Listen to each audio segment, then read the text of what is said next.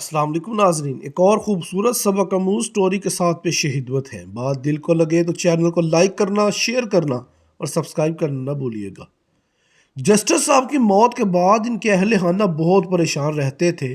कोई इनकी कब्र पर हर हफ्ते फटा जूता रख जाता। काफ़ी जिद्दोजहद के बाद लाठी टेकते एक ज़ईफ शख्स को पकड़ दिया गया। पूछा, बाबा जी ये काम आप करते हैं? बाबा जी ने कहा, जस्टिस की वजह से मेरे ख़ानदान के साथ जुल्म हुआ, मेरा घर बार सब लुट गया, मेरे जवान बेटे को मौत की नींद सुला दिया गया, जस्टिस ने मुझे बर्बाद कर दिया। अब अपने आप को सुकून देने के लिए मैं जस्टिस की कब्र पर जूता मारता नहीं बल्कि रख जाता हूँ। मेरा ईमान है कि मेरा रखा हुआ जूता इसे फरिश्ते मारते होंगे।